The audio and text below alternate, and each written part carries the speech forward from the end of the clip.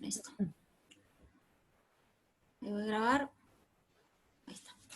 Bueno, buenos días a todos, profe, compas. Para los que no nos conocen, somos Romina y Mariela, de la materia de Elementos para la Educación Popular, con la profe Mariel.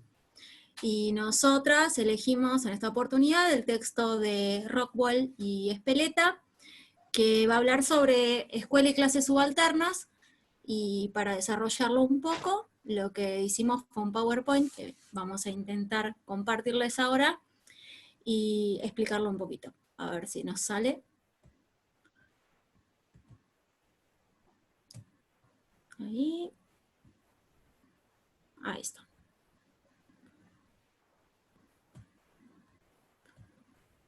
Acá. Ahí está. Bueno, como dijimos, el texto Escuela y clases subalternas de Espeleta y Rockwell, que son dos autoras, mexicana Rockwell y argentina Espeleta, que en los años 70 se exilia a México, y ambas son investigadoras de lo que tiene que ver con lo educativo.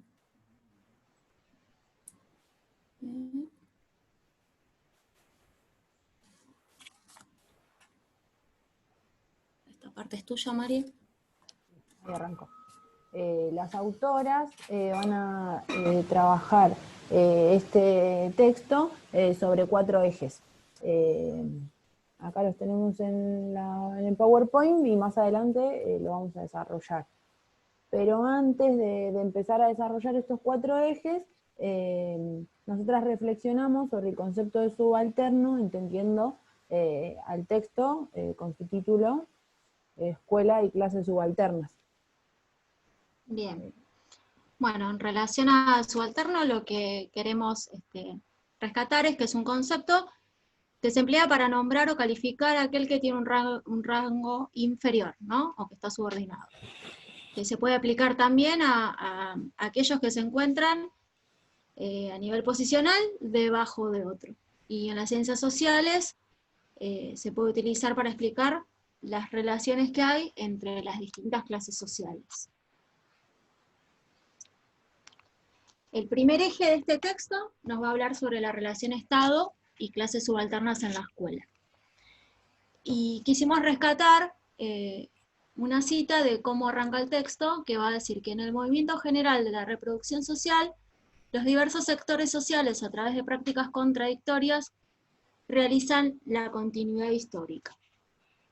En relación al movimiento, el texto va a ser un recorrido entre Estado y clases dominantes, y cómo a partir de estas contradicciones siguen dando continuidad histórica, ¿no? Y que, como decía, en relación al movimiento va a hacer mención a las formas de reproducción social, tanto de los movimientos que va a hacer el Estado como de las clases sociales, el movimiento de las clases sociales.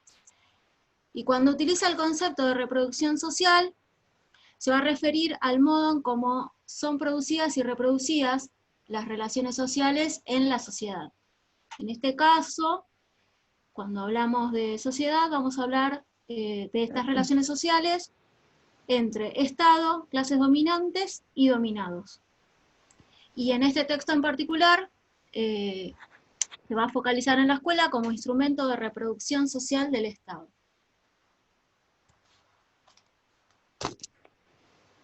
Bueno, la educación es la forma de mantener el status quo de las clases dominantes. Las clases dominantes imparten el conocimiento y el sistema educativo ha sido uno de los canales más eficaces y a través de los cuales se ha asegurado la difusión de la ideología y la cultura oficial y dominante. El contenido de los libros el contenido de libros, la selección y formación de los profesores, las relaciones pedagógicas dentro de la escuela constituyen el proceso de socialización de la institución educativa y han garantizado la difusión de los valores, las normas de conducta y las aspiraciones que interesaban al Estado y a las clases dominantes para mantener el status quo. Las clases dominantes, es decir, el Estado, a través de la escuela, imparte el conocimiento a las clases subalternas de de las clases dominadas.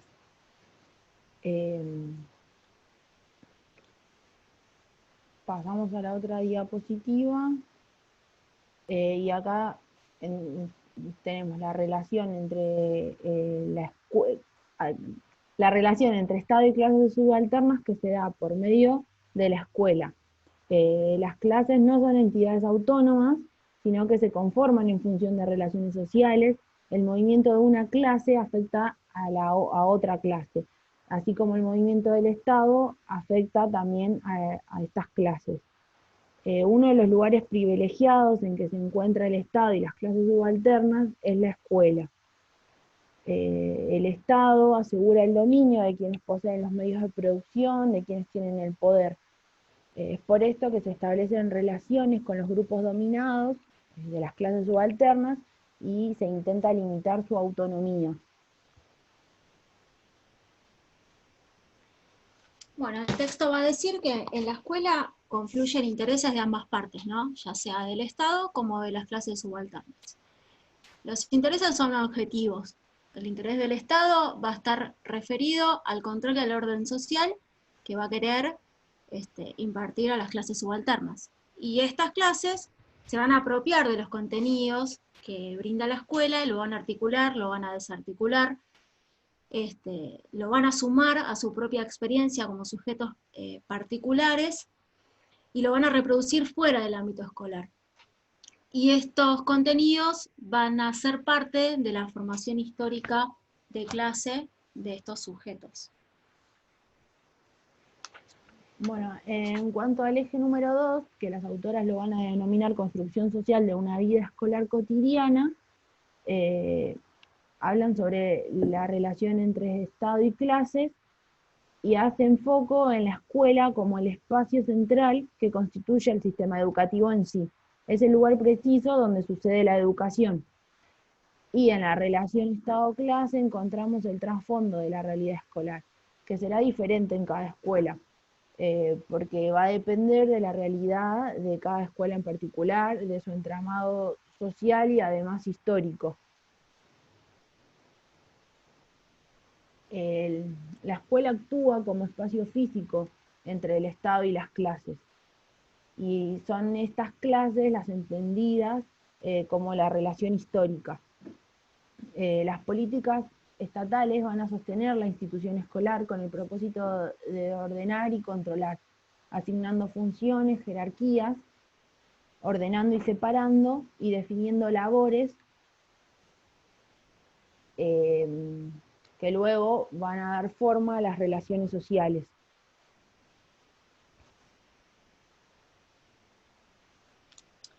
Bueno, pese a esta intención del Estado, con su poder dominante, es muy difícil encontrar dos escuelas que sean idénticas, que sean iguales. Porque cada una va a estar específicamente cargada con sus propios contenidos, que pueden ser estos, a modo de ejemplo, ¿no? Construcciones, conocimientos, su historicidad, sus propias experiencias, las relaciones sociales, los sujetos. La escuela es esto que decimos, está en permanente construcción social. No es estática su construcción. Está en permanente generación y transformación de conocimientos. Va a conservar o va a destruir la memoria colectiva. Va a resistir y va a luchar contra el poder.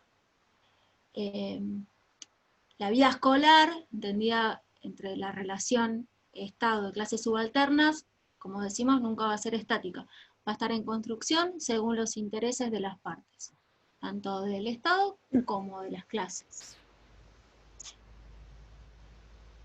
Bueno, el eje número 3, que las autoras llaman la relación constituida en los procesos de control y apropiación. Esta expresión de proceso de control la interpretamos como una serie de interacciones y mecanismos observables y recurrentes a través de los cuales se imponen, se negocian o se reorientan ciertas relaciones que constituyen la realidad escolar. A modo de ejemplo, los reglamentos o alguna otra sanción, que serían formas de control, de uso de fuerza, de poder.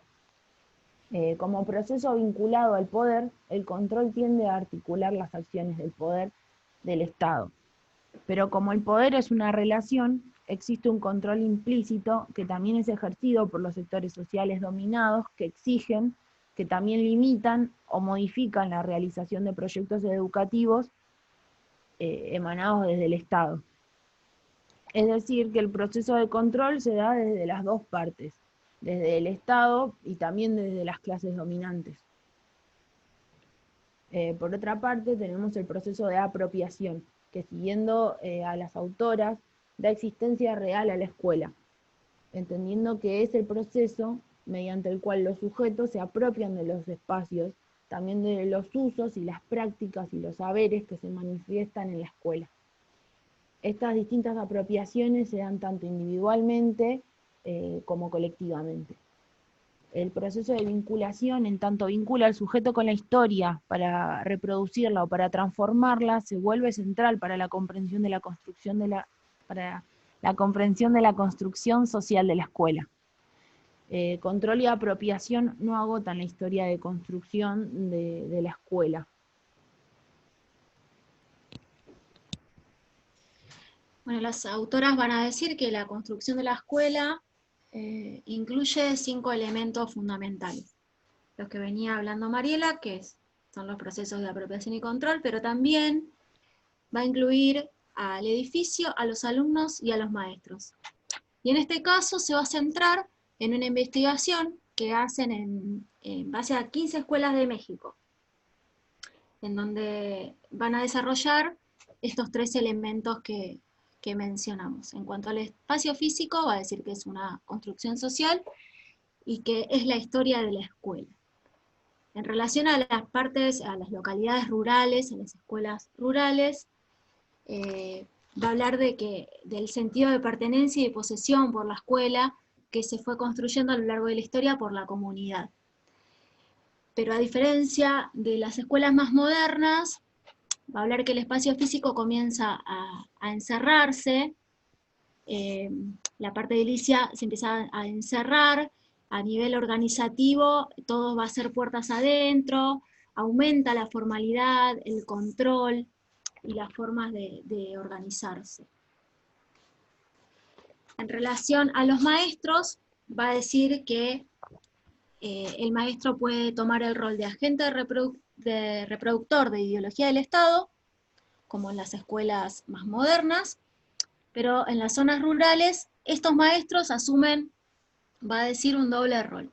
Por un lado, representante del Estado, pero por otro también parte de esa clase subalterna, ya que, bueno, estos maestros en algún momento, o aún siendo maestros también, en simultáneo, pueden ser campesinos, obreros, carpinteros, o sea, tienen esa experiencia que la van a articular como maestros dentro de la escuela. Y otro de los elementos son los alumnos, que el Estado va a intentar controlar, va a intentar limitar la autonomía, va a intentar controlar la apropiación, y los alumnos van a resistir. En base a la observación que hacen las autoras, ellas resaltan el poder de reorganización que tienen ante la resistencia, y cómo articulan los conocimientos que absorben de la escuela fuera de ella, en otro ámbito. Bueno, en cuanto al eje número 4, las autoras lo van a tratar sobre las escuelas y las clases subalternas, la continuidad formal y la discontinuidad sustantiva. En cuanto a esto, van a decir que la escuela es construcción social, que se forma con una historia institucional y con una historia social. Por ende, podemos hablar de cambios imprevistos y no de previstos. La relación de la escuela con las clases dominadas va a depender siempre del contexto. Para un análisis en relación a la apropiación o el control, va a ser sumamente necesario tener en cuenta el contexto, las relaciones civiles que se dan dentro de él, o en qué coyuntura política se construyó esa escuela, para poder así comprender la relación del Estado y las clases subalternas.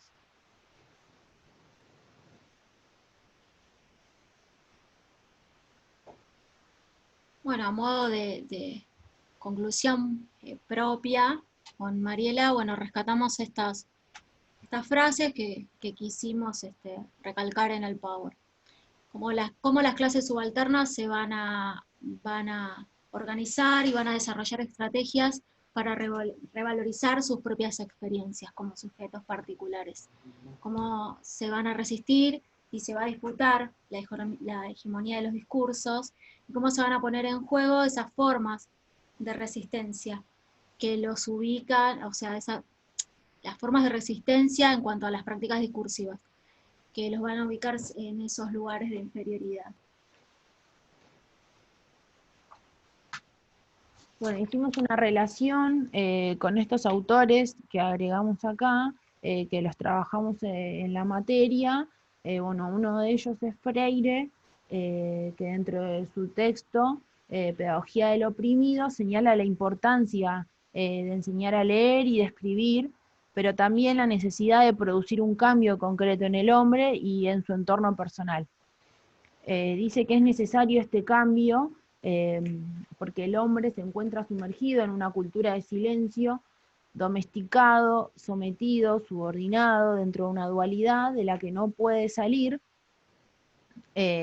como aclaramos ahí en la cita, mientras vivan en la dualidad en la cual ser es parecer y parecer es parecerse con el opresor, va a ser imposible salir de esta cultura del silencio.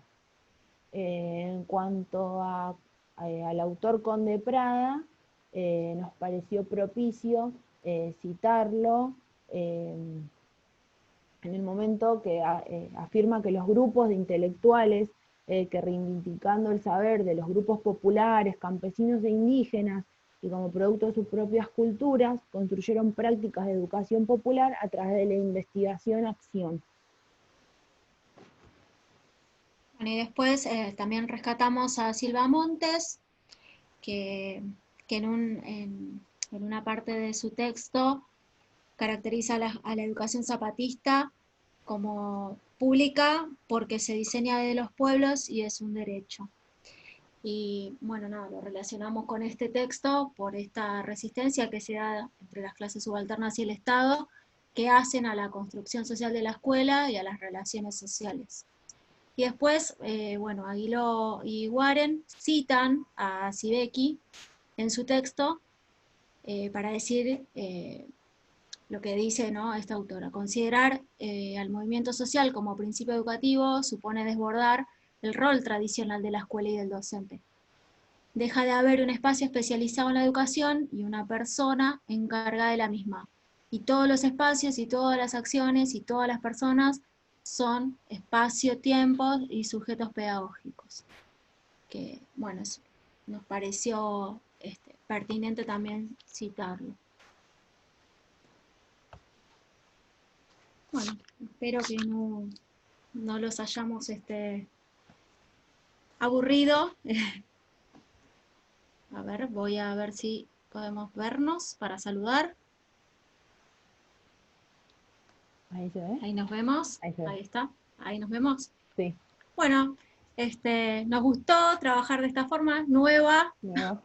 Estamos aprendiendo. Espero que se haya escuchado bien, que se haya entendido. Un texto nuevo para nosotras. Bueno, les mandamos un saludo y bueno, y un abrazo grande a la distancia a todos los compañeros y a la profe. Éxitos. Chao. Chao, chao.